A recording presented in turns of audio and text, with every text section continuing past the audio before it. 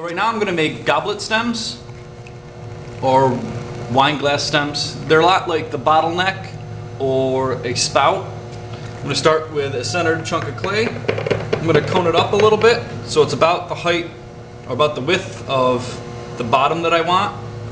I'm going to press in the middle. I'm going to open it up. So I've got a chunk of clay here that this will become the stem here. I'm going to push in and move up at the same time, keeping pressure with the top finger here to press down so that it doesn't become uneven. Keep it wet. And start at the bottom again, kind of mark where the bottom of the cup is, and go up, and same thing, move up and towards the center. I'm going to collar it in now.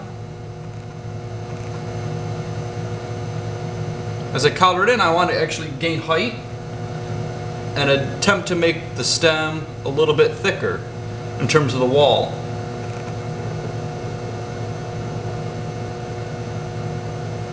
What I don't want to do is apply too much pressure and cause this to spin.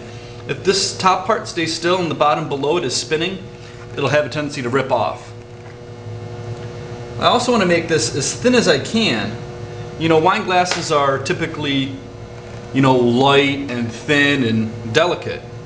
And that kind of goes along with the beverage that's in it. If you're making a coffee mug, you don't want a really thin, delicate coffee mug. You want something that's, you know, kind of reflective of the fluid that's going to be in it. So a thick, heavy wine goblet, you know, is almost kind of counterintuitive. You want something that's light and thin and airy. Go back and I'm going to compress the foot here. This is making it a little bit more flat, adding to its delicateness. And I'm going to go through, I'm going to compress this a little bit more too and make it a little bit thinner.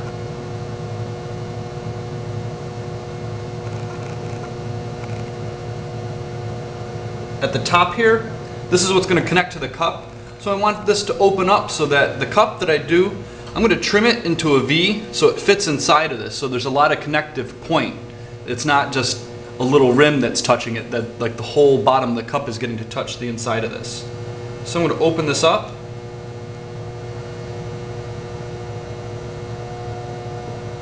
So that V will fit in here. And then I'll add a couple decorative elements to it just to make it not just a plain stem. I'm going to smooth that out. The part where it connects to the base here, I'm going to run a little bead so that it's separated not with just a line but with like a bead of clay.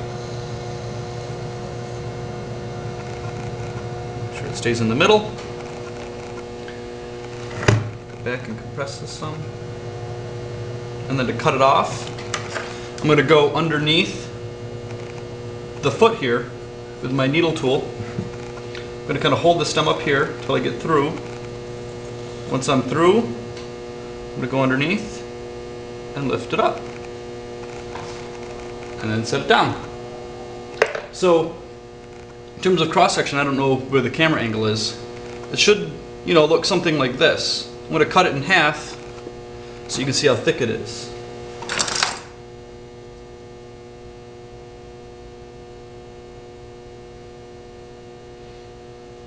And that's thick enough that where it's not going to be fragile, but thin enough that it's not a solid core. If this is solid, it could be really heavy. Another comment about that is that if it's open like this too, some people have a problem with that in terms of it getting stuff on the inside. And in the end, after you've trimmed it, you can take a little thing of clay and put it over the opening. And that'll make it so that the stem can't get filled with goo or whatever else in the washing.